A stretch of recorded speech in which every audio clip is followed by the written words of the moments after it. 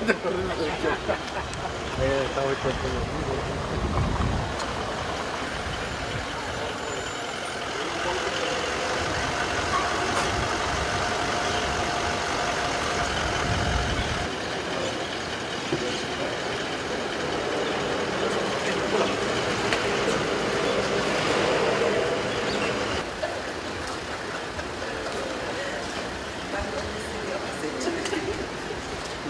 are you? Welcome to Japan.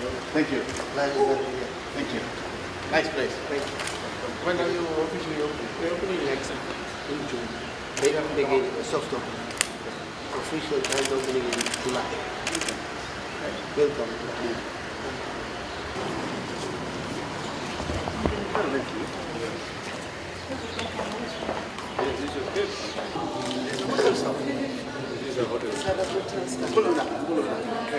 I'm scared to put my hand up.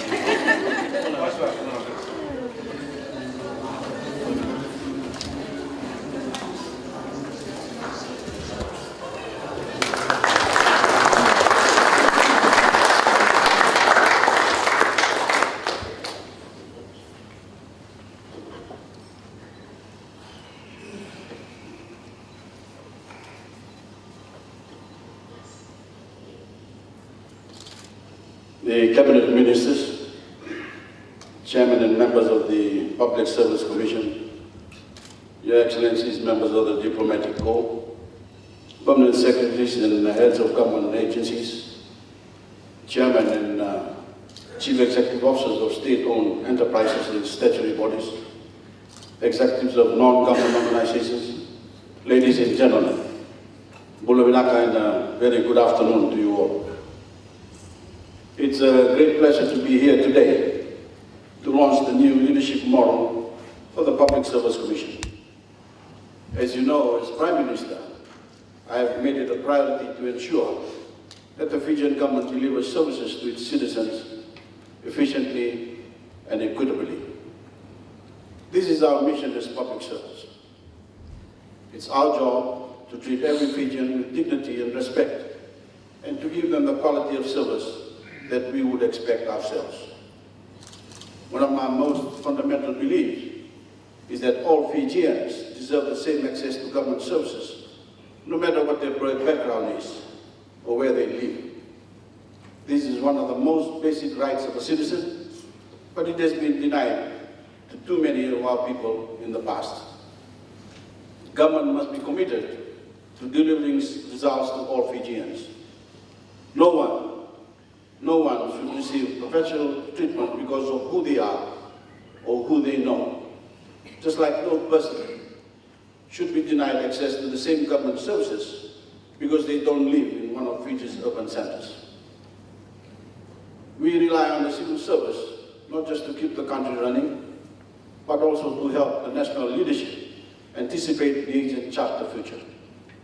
Career public servants owe their loyalty to all Fijians. That means they must work faithfully under the national leadership. The leadership sets priorities and the ultimate direction of the country, but the people depend on the civil service to execute programs and implement policies. You are the continuity in government, the institutional memory, and the technical experts. The people need you, and they have a right to expect that you will dedicate yourselves to their welfare. With your support, my government has embarked on a massive campaign to build inroads into our rural and maritime communities, while at the same time ensuring that our overall standard of service is maintained and improved. In the last few years alone, we have opened an impressive number of new facilities to improve access for ordinary Fijians across the country. These include 4 new government service centers, 5 new legal aid offices, including the one I opened in Singatoko this morning, 20 new health facilities, 3 new birth, deaths, and marriages offices, 30 women's resource centers, 3 local FERCA offices, 2 Ministry of Information offices, 2 agriculture offices, 2 fisheries offices, a forestry office, a new weather office in Suva, and 23 government telecenters, not including schools. And this is just the tip of the iceberg. We also made it a point to travel beyond the walls of our offices. Never before have government tours into remote and maritime communities been more frequent. For example, a recent campaign by the Births, Deaths and Marriages Registry has provided thousands of Fijians living in isolated areas with birth certificates for the first time in their lives, including instances of multiple generations from the same family. I try to personally lead as many of these tours as possible so that I can hear from people directly about their issues and concerns. In fact, I consider traveling around Fiji and meeting with my fellow Fijians as one of the biggest privileges of being Prime Minister. In short, we are revolutionizing the way ordinary Fijians interact with the government. This is something that you should all be very proud about. Never before have Fijians had better access to the services we provide across a broad front. And never before have the various branches of government penetrated so deeply into the more remote areas of our country. But the pursuit of excellence is never ending, and there is much work yet to be done. We must continue to find ways to improve, to innovate, to do more with less, and to overcome challenges. Talking about services and the need to improve them, one of the critical areas I have great concern about, and which my office has been assessing, is medical services. Public medical service delivery does not only relate to the ratio of doctors to patients, but the attitude of medical staff toward their clients who are both out and in patients. It includes the level of compassion, empathy, and sensitivity shown by our medical staff.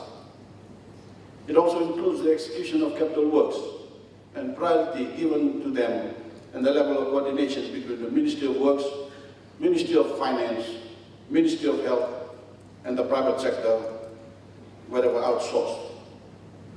It includes creating medical facilities that are clean, well maintained, to making patients feel good about and confident in their public health system. Given the close monitoring by my office, we will in the next few months carry out some major reforms and basic upgrade to our medical facilities and services. Today is another encouraging sign of progress as we gather to launch a leadership model for the Public Service Commission that places emphasis on honesty, integrity, professional ethics, and service to communities. This document will be a valuable resource for the PSC as Fiji returns parliamentary elections in September. I congratulate all those who have had a hand in its creation. But I also ask you to remember that by itself, this document is just words on a page. To have meaning, it is up to each of you to translate these words into action. It is up to you to set high standards of integrity, transparency, and dedication that others can follow, to lead by example. Ultimately, I believe that it's about taking pride in your job. That is the bottom line. It can be something as small as making sure that a citizen who calls with a question gets the information they need, rather than simply being passed to another office. It may mean staying late to make sure that the job is done right. It may mean speaking up when you think something is wrong. It may mean coming up with a better way to perform a task or project. But it also always means keeping sight of the human element in your jobs. Remember, kindness and compassion are some of your most important tools. Oftentimes, the best virtue you can possess is empathy. The ability to place yourself in someone else's shoes and understand their feelings. As you know, I have been critical of the civil service in the past. I think we all understand that in the civil service there are people who take little pride in their work, who who seek to do as little as possible, and who occupy positions that could go to deserving people who will work with a positive attitude and loyalty. The good news is that I believe their numbers are dwindling. Some have resigned, some have retired, and some have changed. I believe that together we are winning the effort to build a more professional civil service. You are the vanguard, and it is my hope that you will lift the non-performers by both example and by sound management. Show them a higher standard. Expect and demand more from them. Show them the joy that comes from being fully committed to a mission and actually seeing the tangible results of their work. For our part, we as government have also been focused on improving the working terms and conditions of all civil servants. This not only includes the significant pay rises in this year's budget, but also additional benefits for those serving in the remote areas, training and upskilling, and building tangible and specialized career paths. Most importantly, we have overhauled the whole system of government by reforming the roles of permanent secretaries, the top-level civil servants, to make them more accountable to the people they serve.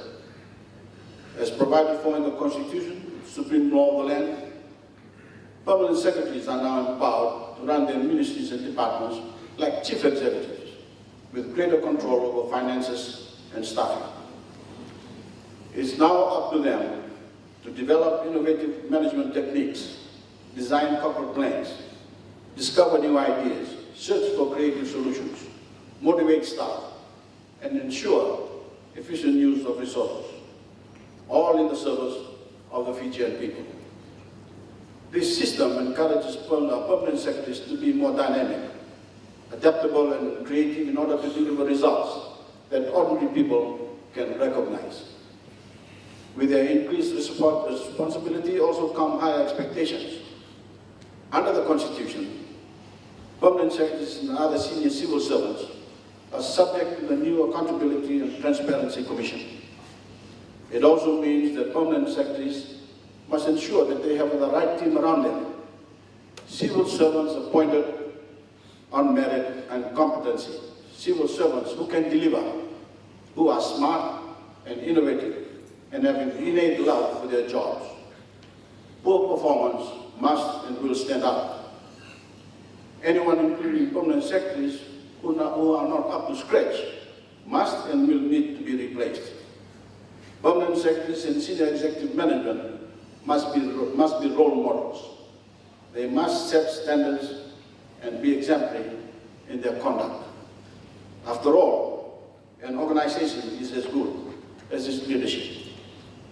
Ladies and gentlemen, Your Excellencies, under my government, Fiji finally has a slate that it deserves. We now finally have a clear path forward. Now we need a continuity of strong leadership to ensure that as a nation we don't go astray again. Ladies and gentlemen, Your Excellencies, with those words, it's now my pleasure to officially launch the new leadership model for the Public Service Commission. Thank you.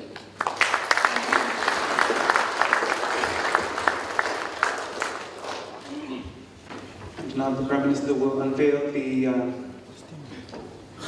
special setup that we have up the front, and will invite the Permanent Secretary and also Commissioner Dr. Kenrathi forward for the unveiling and also for media photo opportunities.